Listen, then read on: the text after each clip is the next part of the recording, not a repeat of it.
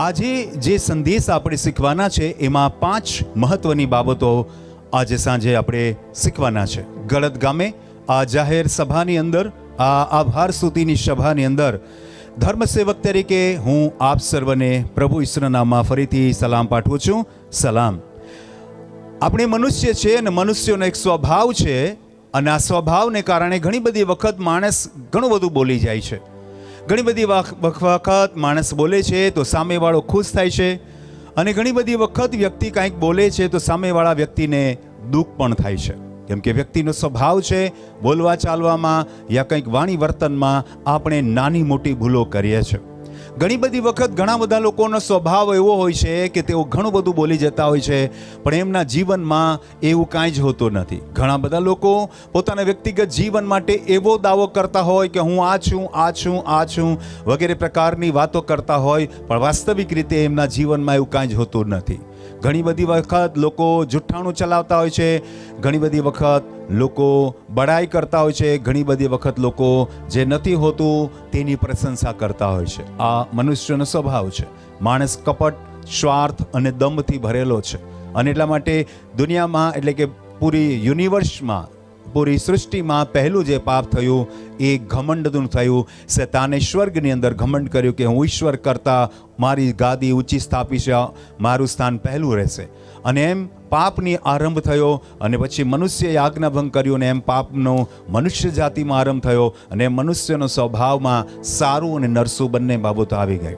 હું અને તમે કાંઈક બોલીએ છીએ આપણા વ્યક્તિગત જીવનના સંદર્ભમાં, યા આપણી એબિલિટીના સંદર્ભમાં, આપણી યોગ્યતાના સંદર્ભમાં, આપણા ધન દોલતના સંદર્ભમાં, આપણી ઉપલબ્ધિઓના સંદર્ભમાં, આપણા રૂપ રંગના સંદર્ભમાં વિવિધ પ્રકારની વાતો આપણે કરીએ છીએ. પરંતુ આપણે મનુષ્ય છે, અને આપણી વાતો ઘણી બધી વખત સાવ પોકળ અને સાવ ખાલી હોય છે, કાંઈ જ હોતું નથી.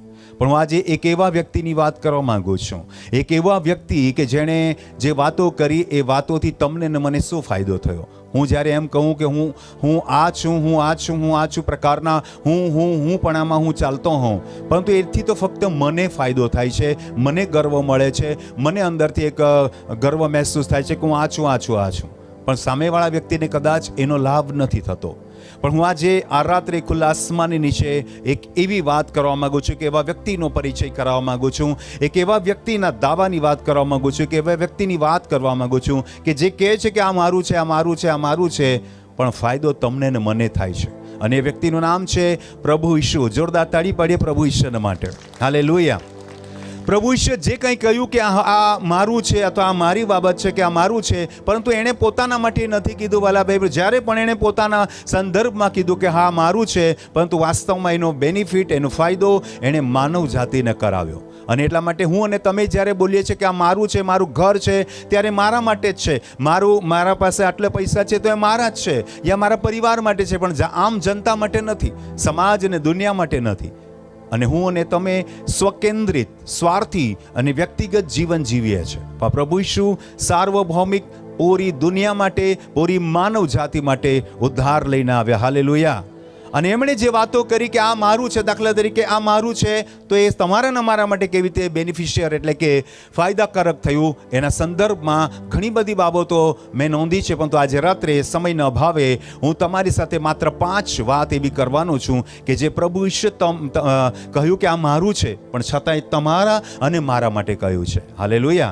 સૌથી પહેલા આપણે માંથી લખેલી સુવાર્તા તેનો 24મો અધ્યાય અને 35મું વચન હું તમારા માટે વાંચું છું. ધ્યાનથી તમે સાંભળો. પહેલા મુદ્દાની વાત કરીએ આપણે.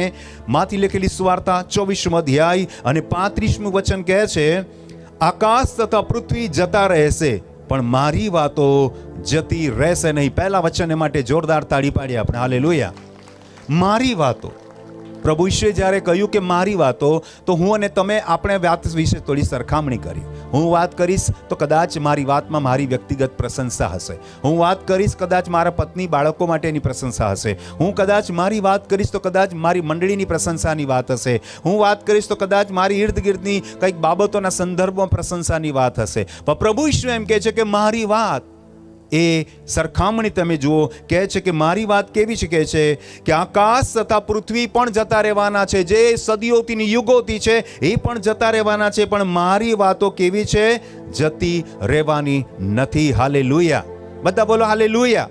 એની વાત તમારે ને મારે સાંભળવાની છે. હું અને તમે માતાના ઉદરથી જન્મ્યા છે અને એક દિવસે આપણે મૃત્યુ પામવાના છે. મારું ને તમારું માનવીય અસ્તિત્વ ખતમ થઈ જવાનું છે. એટલે કે મારી વાતો પણ માનવીય અસ્તિત્વની સાથે ખતમ થઈ જવાની છે. દાખલા તરીકે આજે આ મંચ પર હું એવું કહું કે હું સેવક છું તો સારી વાત છે એ વાત, પરંતુ એ મારા મૃત્યુના સમયે એ વાત પૂરી થઈ જશે, કેમ કે હું મરણ પામીશ એટલે મારી વાતો પણ પૂરી થઈ જશે. હું એક સેવક તરીકે એમ દાવો કરતો હું કે હું એક સેવક છું, પણ હું જ્યાં સુધી મારું શરીર ચાલશે, મારા શ્વાસ ચાલશે, ત્યાં સુધી જ હું તમારી સેવા કરી શકીશ. પછી મારાથી નહીં થાય, કેમ કે મારું શરીર શૂન્ય થઈ જશે. પણ પ્રભુ ઈશ્વરે માનવીય રૂપમાં પોતાની જાતને માટે કહ્યું કે મારી વાતો, વલા ભાઈ બહેનો, પ્રભુ ઈશ્વર મૃત્યુ ભલે પામ્યા પણ પુનરુત્થાન પામ્યા, અને અનંતકાળિક પ્રભુ ઈશ્વરને માટે આપણે જોરદાર તાળી પાડીએ આપણે. હાલેલુયા. એ મરી ગયો પણ પછી ફરી પાછું પુનરુત્થાન પામ્યો, અને આ જે યુગાને યુગ છે, પિતાને જમણે હાથે બેસીને તમારે ને મારા માટે એ જગા કરી રહ્યો છે, તમારા ને મને લેવા માટે આવી રહ્યો છે, તમને ને મને પ્રેમ કરે છે, અને એની વાતો ખતમ નથી થઈ. Hallelujah, hallelujah. દુનિયાના રાજા મહારાજાઓ અને સેંકડો હજારો લાખો અગણિત લોકો આ દુનિયામાં આવ્યા, અને એમણે પોતાની જાતને મોટી મોટી વાતો કરીને પ્રશંસા કરી કે હું મહાન સિકંદર છું, હું આ સમ્રાટ છું, હું આવો છું, હું તેવો છું, મહાન સાયન્ટિસ્ટ છું, હું આ છું, હું તે છું. બધું જ કહેનારા લોકો એક દિવસ શૂન્યમાં ગરક થઈ ગયા, એક દિવસ ખતમ થઈ ગયા. સ્ટીફન હોકિન્સ નામનો એક મહાન વૈજ્ઞાનિક હતો, અને એ કહેતો કે ઈશ્વર જેવું કાંઈ જ નથી, કાંઈ ઈશ્વર નથી આ દુનિયામાં, ઈશ્વર જેવું કાંઈ શું છે જ નહીં. અને મારું જે સાયન્સ, મારી જે વિજ્ઞાન છે, એનાથી હું ઘણી કેટલું બધું કામ કરી રહ્યો છું, અને વિજ્ઞાન સર્વોપરી છે. પણ એક દિવસે એ શ્વાસ એના બંધ થઈ ગયા, એ ખતમ થઈ ગયો. ભલા ભાઈ બહેનો, દુનિયાએ તો બહુ બધા દાવાઓ કર્યા છે, દુનિયાના દાવાઓ તો અગણિત હશે, પણ એક દિવસે એમના અંતિમ શ્વાસની સાથે સાથે એમના એ દાવાઓ સમાપ્ત થઈ ગયા. પછી કદી તેઓ અસ્તિત્વમાં નહીં આવ્યા, અને માનવી તરીકે ફરી પાછા તેઓ અસ્તિત્વમાં નથી આવવાના. પણ મારો ને તમારો જીવતો જાગતો પ્રભુ ઈસુ ખ્રિસ્ત કહે છે કે આકાશ અને પૃથ્વી જતા રહેશે, પણ મારી વાતો જતી રહેવાની નથી. તાળી પાડીએ પ્રભુ ઈશ્વરને માટે. હાલેલુયા. જે વાત એમ કહે છે, જે વ્યક્તિ એવું બોલે છે કે મારી વાતો કદી ખતમ નથી થવાની, આકાશ અને પૃથ્વી જે સદીઓથી છે, જેનું અસ્તિત્વ છે, એક દિવસે સમાપ્ત થઈ જશે, પણ મારી વાત સમાપ્ત નહીં થશે, મતલબ એ કહેનાર વ્યક્તિ પણ સમાપ્ત નથી થયો. હાલેલુયા. એ પણ યુગાને યુગ જીવિત પ્રભુ છે. એ જીવિત પ્રભુને માટે આપણે જોરદાર તાળી પાડીએ આપણે. હાલેલુયા. હા, જેણે કહ્યું કે મારી વાતો જતી રહેવાની નથી, એ જતો રહ્યો હોય, હંમેશ માટે મરી ગયો હોત, તો આજે એનું વાક્ય ખોટું પડ્યું હોત. કેમ કે મર્યા પછી હંમેશ માટે મરી જ ગયો હોત, કદાપી એનું અસ્તિત્વ પાછું રિસ્ટોર નહીં થયું હોત, તો એની વાતો ખતમ થઈ ગઈ હોત. પણ મર્યા પછી, જીવતા થયા પછી, પુનરુત્થાન પછી 500 થી વધારે લોકોને દર્શન આપતા આપતા કહે છે કે આકાશ તથા પૃથ્વી પર સર્વ અધિકાર મને અપાયો છે. તાળી પાડીએ આપણે. હાલેલુયા.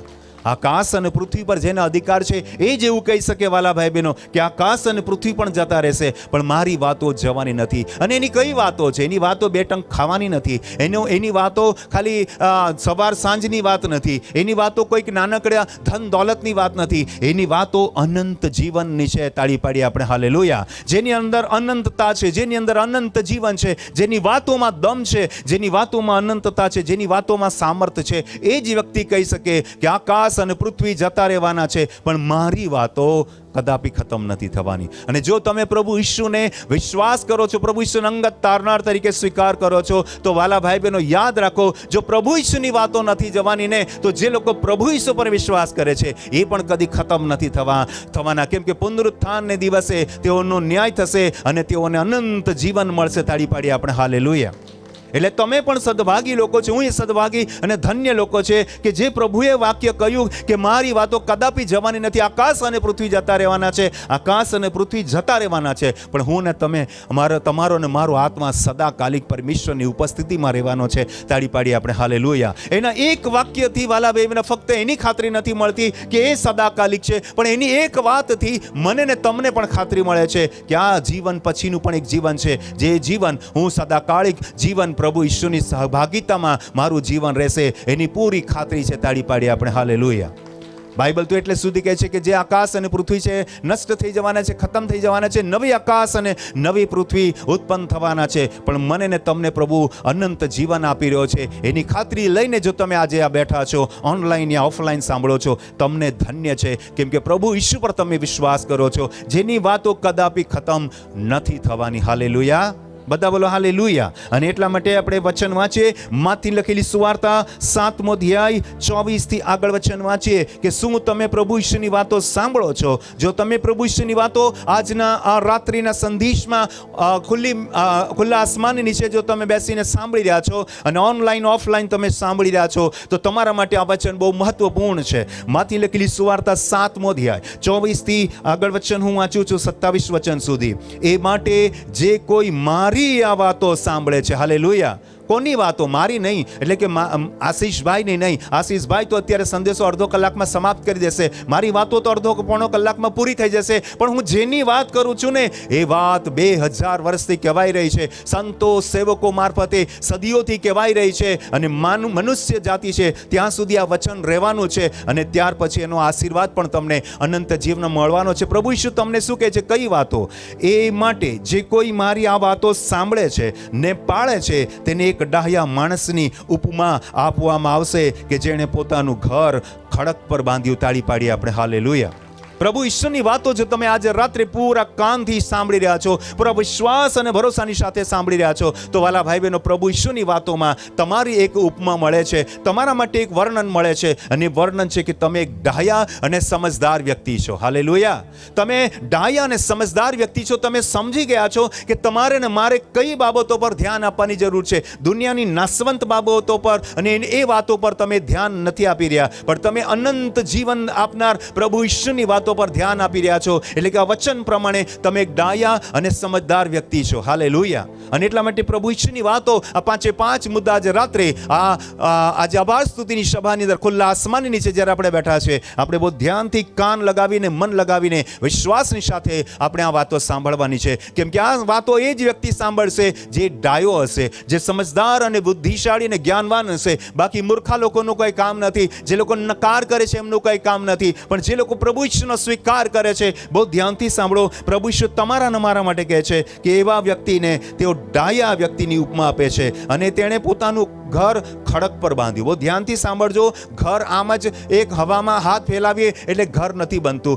ઘરને માટે તનતોડ મહેનત કરવી પડે છે. ઘર બાંધવા માટે પૂરું પ્લાનિંગની સાથે ઘર બાંધવું પડે છે.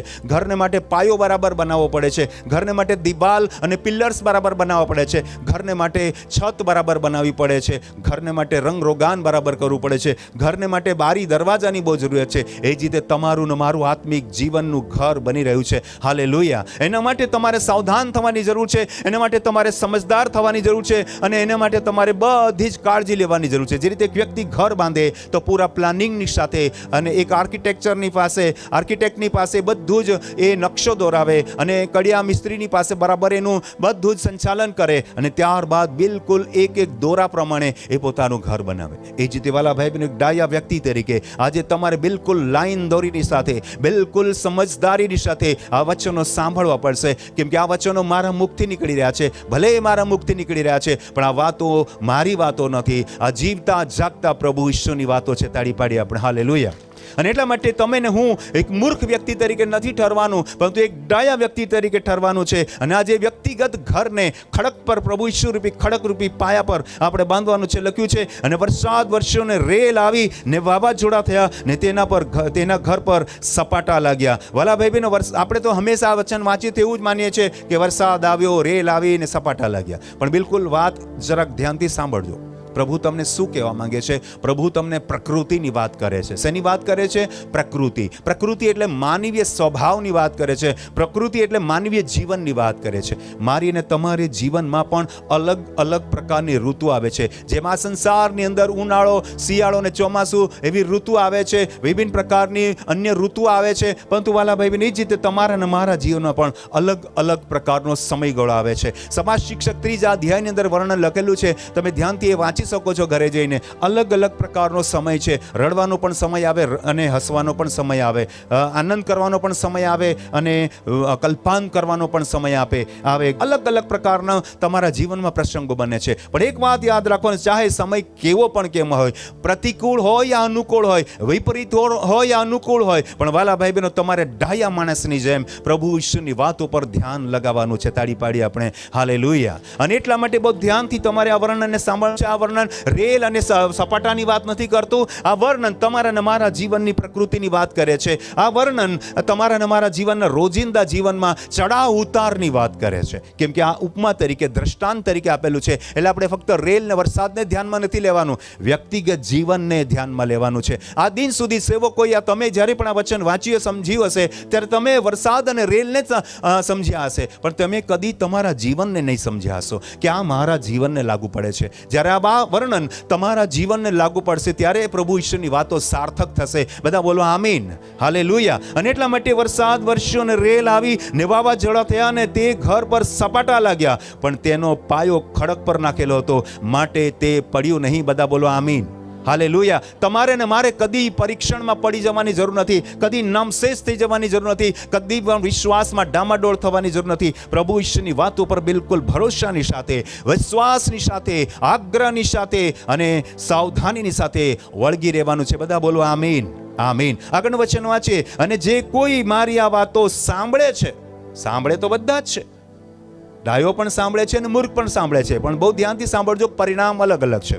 અને જે કોઈ મારી આ વાતો સાંભળે છે અને પાળતો નથી, તેને એક મૂર્ખ માણસની ઉપમા આપવામાં આવશે, જેણે પોતાનું ઘર રેતી પર બાંધ્યું. એણે ધ્યાન નહીં આપ્યું કે મારું ઘર ક્યાં બાંધ્યું. હા, એને ઘર બાંધવાની ઉતાવળ હતી, હા એને ઘરમાં જવાની ઉતાવળ હતી, હા એને ઘરમાં રહેવાની ઉતાવળ હતી, હા એને ઘરને એક મોટું ને ઊંચું ને આલિશાન ઘર બનાવવાની એને તાલાવેલી હતી. પણ અફસોસ એના જીવન વિશે એ બિલકુલ બેદરકાર છે. જે હું અને તમે દરરોજ રોટલી ખાઈએ છીએ, રોજ કામ ધંધો કરીએ છીએ, મહેનત કરીએ છીએ, સેવા કરીએ છીએ, અભ્યાસ કરીએ છીએ, આરામ પણ કરીએ છીએ, રોજિંદુ જીવન તો આપણું બરાબર છે, પણ આત્મિક જીવન બરાબર નથી. એટલા માટે જો તમે રોજિંદુ જીવન બરાબર જીવી રહ્યા છો, પરંતુ આત્મિક જીવનમાં તમે જરાય ડામાડોળ છો, તો તમારે ધ્યાનથી સાંભળવાની જરૂર છે કે તમે એ પ્રભુ ઈશ્વરની વાતોમાં એની નજરમાં તમે મૂર્ખ ઠરો છો. એટલા માટે બહુ ધ્યાનથી સાંભળો. અને વરસાદ વરસ્યો ને રેલ આવી ને વાવાઝોડા થયા ને તે ઘર પર સપાટા લાગ્યા ને તે પડી ગયું ને તેનો નાશ મોટો થયો. જો પરિસ્થિતિ તો બંનેના જીવનમાં સમાન આવી. પહેલા એ ખડક પર બાંધ્યું ને એના જીવનમાં પણ સમસ્યા તો તે જ આવી, એની પણ સમય ઋતુ અને પરિસ્થિતિઓ તે જ આવી. અને એક મૂર્ખ વ્યક્તિએ જે રેતી પર ઘર બાંધ્યું, એના જીવનમાં પણ એ જ ઘટમાળતા, કાંઈ બદલાયું નહીં કે ભાઈ એવું નહીં આવ્યું કે ભાઈ ત્યાં પેલાને વરસાદ આવ્યો અને ત્યાં પેલાને વાવાઝોડું, એવું નથી લખ્યું. સ્થિતિ તો બંનેની સમાન છે, પણ ઘર બનાવવાની જગ્યાનો ફરક છે. એ જે તમારા અને મારા વિશ્વાસનો ફરક છે. હું અને તમે પ્રભુ ઈશ્વર પર વિશ્વાસ રાખીએ છીએ, પણ કેટલાક લોકો નથી રાખતા, કોઈક નાશવંત વસ્તુ પર રાખે છે. વાલા ભાઈ બહેનો, તમે મૂર્ખ નહીં ઠરતા. તમે પ્રભુ ઈશ્વર પર વિશ્વાસ કરો છો એટલે પ્રભુની વાતો પર તમે ધ્યાન આપો છો, અને વાતો તમને અનંત જીવનમાં લઈ જવાનું કારણ બને છે. તાળી પાડીએ આપણે હાલેલુયા. પ્રભુ ઈશ્વરે શું કહ્યું? મારી વાતો તો પ્રભુની છે, પણ ફાયદો તમારો અને મારો છે. Hallelujah, hallelujah. ઘણી બધી વખત કોઈ બેંક એવી યોજના બનાવે કે ભાઈ આવું, પણ એમાં મૂળભૂત રીતે બેંકનો ફાયદો હોય છે. તમારે તો હપ્તા ભરીને જિંદગી સમાપ્ત થઈ જાય છે, પણ ફાયદો તો બેંકનો થતો હોય છે. એની વાતોમાં આપણે ફસી જઈએ છીએ, કોઈ સ્કીમની અંદર કૌભાંડ થઈ જાય છે, અને એમ લાગે છે કે મોટી વાતોમાં આપણે ફસી જઈએ છીએ, પણ નુકસાન આપણું થાય. જ્યારે પ્રભુ ઈશ્વરની વાતોમાં નુકસાન બિલકુલ નથી. આ જીવનમાં પણ ફાયદો છે અને પછીના જીવનમાં પણ અનંતકાલિક ફાયદો છે. તાળી પાડી આપણે હાલેલુયા. એટલે આજે તમે કોની વાત પર ધ્યાન આપશો? રાજા મહારાજાઓની કે આની કે તેની કે પેલાની? ના ભાઈ, દુનિયાની કોઈ વ્યક્તિ પર તમારે ધ્યાન આપવાની જરૂર નથી. જે તમને અનંત જીવન આપવાનું જાણે છે, એ પ્રભુ ઈશ્વર પર તમારે ને મારે વિશ્વાસ કરવાની જરૂર છે. બધા બોલો આમીન, હાલેલુયા. યોહાનની લખેલી સુવાર્તા 6 અધ્યાય 68 અને 69 વચનમાં આપણે એક વ્યક્તિની વિશ્વાસ અને એક વ્યક્તિના અંગીકારની વાત કરીએ. એક વ્યક્તિએ કેવો વિશ્વાસ કર્યો અને કેવો એનો અંગીકાર કર્યો. આજે રાત્રે આ પ્રભુ ઈશ્વરની વાતો સાંભળતા તમારે ને મારે પણ આ જ પ્રકારનો અંગીકાર કરવો પડશે, આ જ પ્રકારનો વિશ્વાસ કરવો પડશે. યોહાનની લખેલી સુવાર્તા તેનો 6 અધ્યાય 68 અને 69 વચનમાં લખ્યું છે, સિમોન પિત્તરે તેને ઉત્તર દીધો કે પ્રભુ, અમે કોની પાસે જઈએ?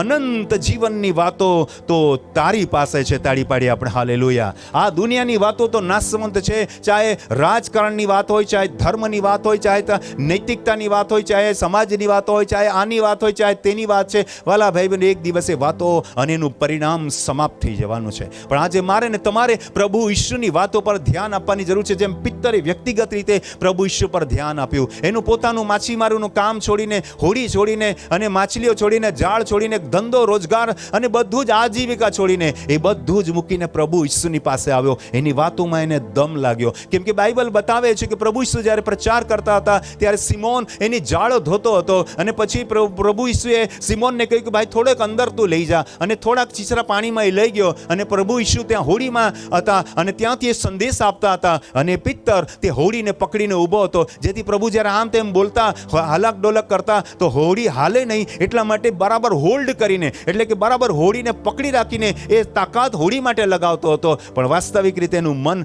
પ્રભુ ઈસુની વાતો પર હતું. તાળી પાડી આપણે હાલેલુયા, હાલેલુયા, બધા બોલો હાલેલુયા. તે જ રીતે વાલા બહેનના જીવનમાં તમે દમ લગાવીને જીવિત રહ્યા છો, શ્વાસ તો તમારા ચાલી રહ્યા છે, મહેનત તો તમે કરી રહ્યા છો, પસીનો તો તમે પાડી રહ્યા છો. બિલકુલ સાચી વાત છે. પિત્તરની જેમ તમે હોલ્ડ ધ બોટ, એટલે કે એણે હોડીને બરાબર પકડી રાખી હતી, એ જ રીતે તમે રોજના જીવનને બરાબર પકડી રાખો છો, પણ તમારું ધ્યાન પ્રભુ ઈશ્વરની વાતો પર હોવું જોઈએ. બધા બોલો આમીન, હાલેલુયા. આજે રોજના જીવનમાં હું ને તમે તનતોડ મહેનત કરીએ છીએ, પસીનો પાડીએ છીએ, ખેતીવાડી, નોકરી, ધંધો, વ્યવસાય અને સેવામાં આપણે બહુ વ્યસ્ત છે, પણ યાદ રાખો આ વ્યસ્તતા તમને પ્રભુ ઈશ્વરની વાતોથી દૂર નહીં લઈ જવું જોઈએ, પણ એ વ્યસ્તતામાં પણ તમારું ધ્યાન, તમારું મૂળ, તમારું અંદરનું જે મન છે, અંતકરણ, એ બિલકુલ પ્રભુ ઈશ્વરની વાતો પર ધ્યાન કેન્દ્રિત થવું જોઈએ. અને એટલા માટે આ પ્રભુ ઈશ્વરની વાતમાં એ સિમોન પિત્તર અંગીકાર કરે છે કે પ્રભુ અમે ક્યાં જઈએ, કોની વાત સાંભળીએ? અનંત જીવનની વાતો તો તારી પાસે છે. તાળી પાડી આપણે હાલેલુયા. એનો અંગીકાર એટલે જ નથી અટકતો, હજી એના અંગીકારમાં આગળ વધતા કહે છે 69મો અધ્યાય, 69મું વચન, 69 વર્ષ કહે છે, અમે વિશ્વાસ કર્યો છે અને જાણીએ છે કે પરમેશ્વરનો પવિત્ર તે તું જ છે. તાળી પાડી આપણે હાલેલુયા. હા, પિત્તર વ્યક્તિગત રીતે એમ કહે છે કે અમે કોની પાસે જઈએ, અનંત જીવનની વાતો તારી પાસે છે. પણ અમે સામૂહિક રીતે જેટલા અન્ય શિષ્યો છે એ બધા જ એક સૂરમાં એનું પ્રતિનિધિત્વ કરતા કહે છે કે તું કોણ છે? પરમેશ્વરનો પુત્ર છે, પરમેશ્વરનો પવિત્ર છે. આજે હું અને તમે પ્રભુ ઈસુને સામૂહિક રીતે અંગીકાર કરવાની જરૂર છે, સામૂહિક રીતે આપણે બધાએ સ્વીકાર કરવાની જરૂર છે. ને હું અને તમે પ્રભુના લોકો તરીકે આ ખુલ્લા આસમાનની નીચે બેઠા છે, આ વાતનો આપણે અંગીકાર કરીએ છીએ કે પરમેશ્વરનો પુત્ર પ્રભુ ઈસુ પવિત્ર પરમેશ્વર છે. તાળી પાડી આપણે હાલેલુયા. આ એક વ્યક્તિનો અંગીકાર છે, પણ સ્વીકૃતિ યા વિશ્વાસ ઘણા બધા શિષ્યોનો છે. ઘણા બધા એમની સાથે જેટલા પણ શિષ્યો ત્યાં મોજૂદ હશે એ બધા એક સૂરમાં વાત કરે છે. એટલે કે પ્રભુ ઈસુની વાત નહીં ફક્ત એક વ્યક્તિ તરીકે નહીં, પણ સામૂહિક રીતે મંડળી તરીકે, પ્રભુના લોકો તરીકે આપણે સ્વીકાર કરવાની જરૂર છે. બધા બોલો આમીન, આમીન, હાલેલુયા. અને એટલા માટે પહેલી જે વાત આપણે શીખી રહ્યા છે, પ્રભુ કહે છે કે મારી વાતો, એની વાતો પર તમારે ને મારે ધ્યાન આપવાની જરૂર છે. બહુ જ રોચક વાત હું તમારી આગળ કરવા માંગુ છું. યોહાને લખેલી સુવાર્તા તેનો 18મો અધ્યાય અને 37મું વચન, આ એક સંવાદ છે, એક બહુ મોટા ક્રૂર અને ઘાતકી ગવર્નર અને બીજો ગુનેગાર. બે વ્યક્તિને કદાપી મેળ ન થાય. એક છે ગવર્નર તો બીજો છે ગુનેગાર. બહુ ધ્યાનથી સાંભળજો. એક કોણ છે? ગવર્નર, સૌથી મોટી પોસ્ટ પર, અને બીજો કોણ છે? ગુનેગાર, એક સૌથી નાનો વ્યક્તિ.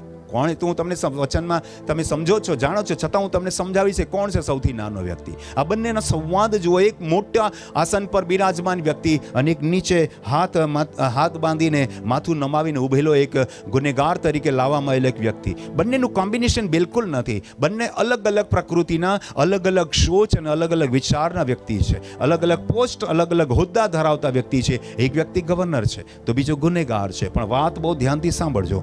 બાઇબલનું વચન કહે છે, યોહાની લખેલી સુવાર્તા 18મો અધ્યાય ને 37મા વચનમાં શું લખ્યું છે?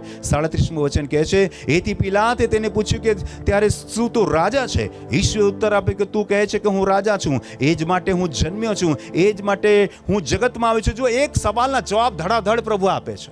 એક વ્યક્તિ હાથ અદવાળીને ઊભો હશે, એક વ્યક્તિ નીચી નજર કરીને ઊભો હશે. અત્યારે કેટલા બધા લોકો, શાસ્ત્રી ફરોશીને જેટલા પણ ઈસુની વિરુદ્ધમાં હતા, એ લોકો બુમરાણ મચાવી રહ્યા હતા, છતાં પ્રભુ ઈસુ દમદાર જવાબ આપે છે. તાળી પાડી હાલેલુયા. એની વાતમાં દમ છે, એની વાતમાં દમ છે. તાળી પાડી આપણે હાલેલુયા. એ ભલે ગુનેગાર છે, અત્યારે થોડા ક્ષણમાં એને મૃત્યુ દંડ આપવાના છે, પરંતુ પ્રભુ બાઇબલનું વચન કહે છે કે ઘેટી પોતાના કાતરનારી આગળ મૂંગી રહે છે, તેમ મૂંગો રહ્યો. પણ આ વાતમાં બિલકુલ મૂંગો નથી. આ વાત એને એને બિલકુલ જબરજસ્ત રીતે કરી છે, એકદમ જુસ્સાની સાથે કરી છે. રાજા એટલે કે ગવર્નર તો પહેલો છે, પણ ગુનેગાર પ્રભુ ઈસુ તરીકે અહીંયા રજૂ કરે, છતાં ગવર્નર કરતા ઊંચા હોદ્દાથી જાણે કે જવાબ આપે છે, ખુમારીની સાથે જવાબ આપે છે, આ મારો પ્રભુ ઈસુ છે. પરિસ્થિતિ ચાહે ગમે તેવી વિકટ કેમ ન હોય, પરિસ્થિતિ અત્યારે મૃત્યુ દંડને માટે એને અત્યારે રજૂ કરવામાં આવે છે કે આને મૃત્યુ દંડ આપવાનો છે, છતાં એની વાતોમાં દમ છે. તાળી પાડીએ આપણે હાલેલુયા. એ દબાઈ ગયેલો વ્યક્તિ નથી, ચીમડાઈ ગયેલો વ્યક્તિ નથી, રડમસ અવાજે કહેતો નથી કે મને મૃત્યુ દંડ નહીં આપતા, મને જીવદાન આપો, એ ભીખ માંગનારો વ્યક્તિ નથી. એની વાતમાં દમ છે. હાલેલુયા. એક વાત મને દમથી વાત કરી છે. કઈ વાત?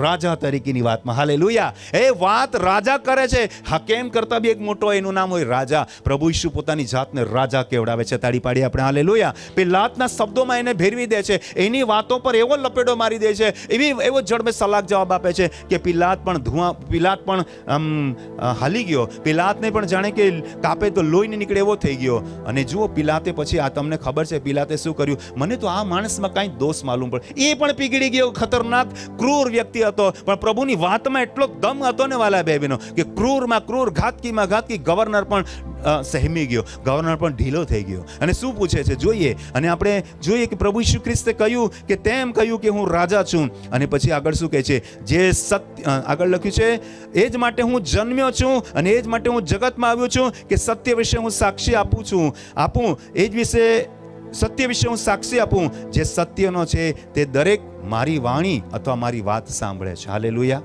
કોણ સાંભળે છે પ્રભુ ઈસુની વાત? મને કહો, કોણ સાંભળે છે? કોણ? ક્રૂર અને ઘાતકી ગવર્નર. જો ક્રૂર અને ઘાતકી ગવર્નર પ્રભુ ઈસુની વાત ધ્યાનથી સાંભળે છે અને એની ઉપરવટ નથી જતો અને પછી હાથ ધોઈને કહે છે, ભાઈ મને તો આ માણસમાં કોઈ દાસ માલુમ નથી પડ્યો, એટલો ખતરનાક ગવર્નર વ્યક્તિ જો ઢીલો પડી ગયો, તો હું ને તમે તો સાવ સાધારણ લોકો છે. મારે ને તમારે તો પ્રભુ ઈસુની દમદાર વાતોમાં ધ્યાન આપવાની જરૂર છે. તાળી પાડીએ આપણે હાલેલુયા. મારો પ્રભુ ઈસુ જ્યારે બોલે છે તો બાઇબલનું વચન કહે છે અધિકારયુક્ત બોલે છે. હાલેલુયા. સામર્થ્યની સાથે બોલે છે, કેમ કે મારા પ્રભુ ઈસુની પાસે પુનરુત્થાનનું સામર્થ્ય. તાળી પાડી આપણે હાલેલુયા. તમે ને હું જે પ્રભુ ઈસુ પર વિશ્વાસ કરીએ છીએ, એનું રાજ માત્ર 5 વર્ષનું નથી, એનું રાજ 13 દિવસનું નથી, એનું રાજ 1-2 દિવસનું નથી, એનું રાજ સદાકાલિક છે. તાળી પાડી આપણે હાલેલુયા. એ રાજાધિરાજ મહારાજ, સૌથી શ્રેષ્ઠ પ્રભુ ઈસુ, જે રાજાઓનો રાજા અને પ્રભુઓનો પ્રભુ છે ને, એની વાત તમે સાંભળી રહ્યા છો. હાલેલુયા. અને એટલા માટે બહુ ધ્યાનથી સાંભળો કે પિલાત પણ ત્યાં હાલી ગયો, પિલાત પણ સહેમી ગયો. પિલાતને તો કાંઈ બોલવાનું રહ્યું જ નહીં અને એને તો તાત્કાલિક વાટકો મંગાવ્યો, ભાઈ જલ્દીથી મારે હાથ ધોવા છે, મારું નહીં મેળ પડે. એની સામે એ ઢીલો થઈ ગયો. એ ક્રૂર ઘાતકી ગવર્નરની સામે અચ્છા ગુનેગાર કાંપી ઉઠતા હતા. કેમ કે બાઇબલમાં પિલાતનું જે વર્ણન કરેલું છે, ગાલીલીઓને મારી નાખેલા અને ઘણું બધું એને હત્યાકાંડ કરાવેલી. પિલાત એક ક્રૂર ગવર્નર હતો, પણ એની ક્રૂરતા જાણે કે સહેમી ગઈ, એનું ઘમંડ જાણે કે સહેમી ગયું. પ્રભુ ઈસુની સામે બોલતી બંધ થઈ ગઈ. તાળી પાડી આપણે હાલેલુયા.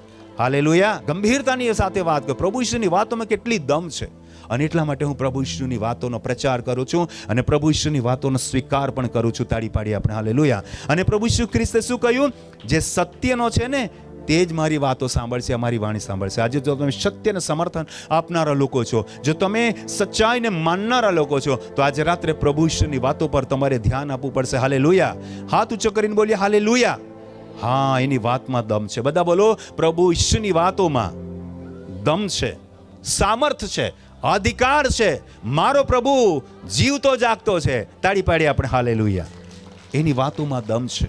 હા, he has authority, he is a power, he is all kind of authority. એની પાસે બધું જ સામર્થ અને અધિકાર છે. વાલા ભાઈ બહેનો, આપણે જોઈએ બીજું વચન વાંચીએ. લૂકની લખેલી સુવાર્તા 1 અધ્યાય અને 4થું વચન. લૂક નામનો એક મહાન વિદ્વાન વ્યક્તિ, વેદ વ્યક્તિ, ડોક્ટર વ્યક્તિ લખે છે. કોઈ એરો ગેરો વ્યક્તિની વાત હું નથી કરતો. એક મોટો એ સમયનો મોટો વેદ, એટલે કે સાદી ભાષામાં આપણે કહીએ, આપણી અંગ્રેજી સાથે વાત કરીએ તો ડૉક્ટર કહેવાય. ડૉક્ટર એટલે નિષ્ણાંત કહેવાય, ડૉક્ટર એટલે જાણકાર કહેવાય, વિદ્વાન કહેવાય. એ વ્યક્તિ શું વાત કરે છે? એ થિયોફિલને આ પ્રભુ ઈસુની વાતો લખતા શરૂઆતના જ વચનમાં, 1 અધ્યાયના 4થા વચનમાં સ્પષ્ટતા કરે છે. હાલેલુયા. એક વિદ્વાન વ્યક્તિ, એક ડોક્ટર વ્યક્તિ, એક વેદ વ્યક્તિ કંઈક વાતની સ્પષ્ટતા કરે છે. પ્રભુ ઈસુની વાતોની સુવાર્તા એ લખવા જઈ રહ્યો છે, પણ સુવાર્તા પહેલા એક સમર્થન આપે છે. સુવાર્તા પહેલા એક સાબિતી આપે છે. સુવાર્તાની પૂરી વાતો કરતા પહેલા એક એને પડકાર આપે છે, એક એને અભિવાદન કરે છે, એક એને આમંત્રણ આપે છે. જો થિયોફિલને શું કહે છે? વચન વાંચીએ તો તમે બહુ ધ્યાનથી સાંભળી શકો છો. બીજા વચનમાં આપણામાં પૂરી થયેલી વાતોનું વર્ણન કરવાને ઘણાએ હાથમાં લીધું છે. પ્રભુ ઈસુની વાતોનું વર્ણન કરવાનું ઘણા બધા લોકોએ હાથમાં લીધું છે, અને એ જ વાત હું પણ કર્યું છું. હું પણ એ વાતને હાથમાં લઈને બોલું છું. તાળી પાડી આપણે હાલેલુયા. હાથમાં લેવું મતલબ જિમ્મેદારીની સાથે બોલવું. હાથમાં લેવાનો મતલબ કે ભાઈ હું જે કંઈ બોલું છું ને જે કંઈ લખું છું એ સભાનતાની સાથે, સમજણની સાથે હું બોલું યા લખું છું. એ જ રીતે લૂક પોતે વિદ્વાન અને વેદ હોવા, ડોક્ટર હોતા, એ બહુ વિદ્વત્તાની સાથે કહે છે કે મેં હાથમાં લીધું છે, ને બહુ બધા લોકોએ હાથમાં, કેમ કે પ્રભુ ઈશ્વરની વાતોમાં શું છે? દમ છે. હાલેલુયા. પ્રભુ ઈશ્વરની વાતોમાં શું છે? અધિકાર છે. પ્રભુ ઈશ્વરની વાતોમાં શું છે? સામર્થ છે. તાળી પાડીએ આપણે હાલેલુયા. અને લૂક પણ લખતા, એ થિયોફિલને લખતા કે છે એ માટે, કેમ કે પ્રભુની વાતો અજાયબ છે, એ માટે કે જે વાતો તને શીખવવામાં આવી છે તેઓની સત્યતા તું જાણે. આ સુવાર્તાના આરંભમાં જ, સુવાર્તાના લેખનના આરંભમાં જ થિયોફિલને સમજાવે છે કે પ્રભુ ઈશ્વરની વાતોની સત્યતા તું જાણે, એટલે આ સુવાર્તા હું લખું છું. પ્રભુ ઈશ્વરની વાતો સાવ પોકળ નથી, કોઈ કાગડા કે બિલાડીની વાર્તા નથી, કોઈ સસલા અને શિયાળની વાર્તા નથી, કોઈ સિંહ અને વરુની વાર્તા નથી. આ સત્ય પરમેશ્વરની વાત છે. તાળી પાડી આપણે હાલેલુયા. આ પરમેશ્વરના પુત્રની વાત છે. તાળી પાડી આપણે હાલેલુયા. આ જગતના ઉદ્ધારકર્તાની વાત છે. તાળી પાડી આપણે હાલેલુયા. એકદમ દમની સાથે લૂક વેદ પણ એ વાતને કહે છે કે આ સુવાર્તાની સત્યતા, આ વાતો જે છે ને પ્રભુ ઈસુની, એની સત્યતા તને કહેવા માંગુ છું. અને પછી તમે આખું લોકનું લખેલી સુવાર્તા તમે વાંચશો તો તમને પ્રભુ ઈશ્વરના જન્મથી લઈને પુનરુત્થાન સુધીની વાતો જોવા મળશે. તાળી પાડી આપણા પ્રભુ ઈશ્વરને માટે. અલૌકિક જન્મ, અલૌકિક જીવન, અલૌકિક મૃત્યુ, અલૌકિક પુનરુત્થાન, અલૌકિક રીતે આકાશમાં ઉચકાઈ જવું, અને અલૌકિક રીતે આવી રહ્યા છે. તાળી પાડીએ મારા પ્રભુ ઈશ્વરને માટે. Hallelujah, hallelujah. અને એટલા માટે તમારે અને મારે આ વાતો પર ધ્યાન આપવાની જરૂર છે. હજી હું તમને બે નિર્બળ બહેનોની વાત કરું. પહેલાં તમને ગવર્નરની વાત કરી, પછી તમને મેં પિત્તરની વાત કરી, પછી મેં તમને લૂક વેદની વાત કરી. હવે બે સીધી સાદી સરળ સ્ત્રીઓની વાત કરું છું. કોમન મેન કેવી રીતે વાત કરે છે, બે સાધારણ સ્ત્રીઓ કેવી રીતે વાત કરે છે. તમે કહો તો મહાન મહાન લોકો તો મહાન જ વાત કરે. હવે તમારા ને મારા જેવા સીધા સાદા લોકો પણ પ્રભુ ઈશ્વરની વાત કરે છે. હાલેલુયા. અને એટલા માટે આપણે લૂકની લખેલી સુવાર્તા 1લો અધ્યાય અને 45મું વચન વાંચીએ. લૂકની લખેલી સુવાર્તા 1લો અધ્યાય અને 45મા વચનની અંદર બે સ્ત્રીઓનું વર્ણન છે, બે સ્ત્રીઓનો સંવાદ છે. બે સ્ત્રીઓ આપસમાં વાત કરે છે. પહેલી સ્ત્રી છે એલિઝાબેથ, જે ઘરડી છે અને હાલમાં પ્રેગ્નન્ટ છે, 6ઠ્ઠો મહિનો ચાલે છે. અને બીજી છે કન્યા છે, કુમારી, એનું નામ છે મરિયમ. બંને વ્યક્તિની ઉંમરમાં ફેરફાર છે, બંને વ્યક્તિના સોચમાં ફેરફાર છે, બંને વ્યક્તિની જે સામાજિક દરજ્જો છે એમાં ફેરફાર છે. એક વ્યક્તિ જે એલિઝાબેથ છે એ યાજકની પત્ની છે, બહુ ઘરડી છે, હમણાં એ ગર્ભવતી છે. અને બીજી અત્યારે યુસુફની પત્ની નથી થઈ, વિશાળ થયું છે, કુંવારી કન્યા છે. બંનેનું જે સોશિયલ જે સ્ટેટસ છે, સામાજિક દરજ્જો છે, બિલકુલ અલગ અલગ છે, પણ બંનેની વાતમાં કંઈક દમ છે. ધ્યાનથી સાંભળો. કોમન મેન, બિલકુલ સાધારણ કોમન વુમેન કહેવાય. આમ જોઈએ તો બંને બે સાધારણ અબળા સ્ત્રીઓ કંઈ વાત કરે છે. અને બંને અબળા સ્ત્રીઓ જે વાત કરે છે ને, એ તો તમે 39મા વચનથી આગળ વાંચશો તો તમને ખબર પડશે, પરંતુ હું વચ્ચેનો હાર્થ સમજાવવા માંગુ છું.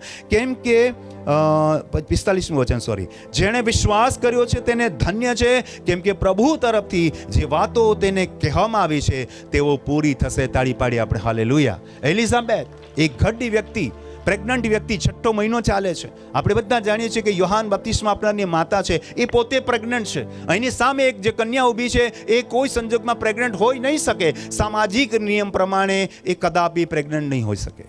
બિલીવેબલ નથી વાત, વિશ્વાસ કરવા જેવી વાત નથી.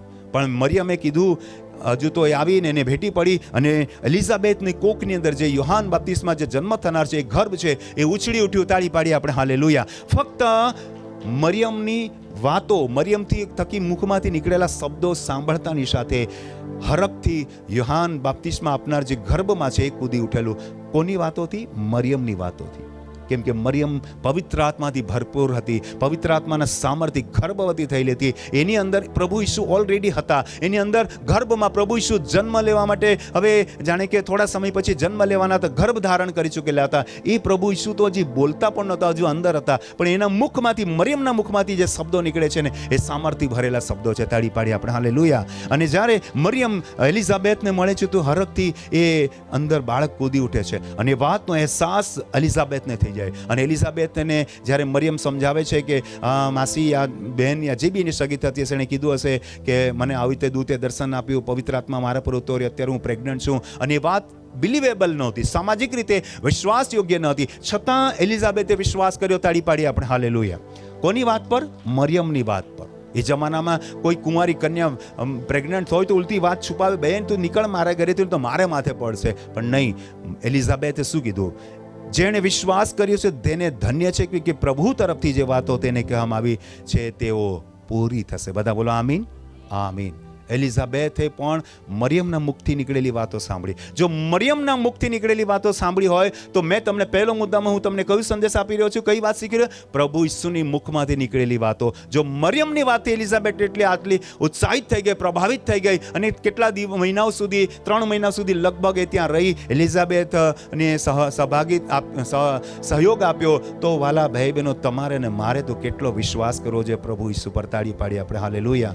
એક ગવર્નરે એક ગુનેગારની વાત પર ધ્યાન આપ્યું અને પોતાની જાતને નિર્દોષ સાબિત કરવાની કોશિશ કરી. પહેલા એ સાબિત કરવાનું જોઈએ ગુનેગારે, અહીંયા તો ગવર્નર સાબિત કરે, ભાઈ હું કોઈ જવાબદાર નથી, હાથ ધોઈ નાખું છું. ભાઈ એ પોતાની જાતને નિર્દોષ સાબિત કરવાનો પ્રયત્ન કરે કે મારા પ્રભુ ઈસુની વાતમાં દમ છે, સામર્થ છે, અભિષેક છે. તાળી પાડી આપણે હાલેલુયા.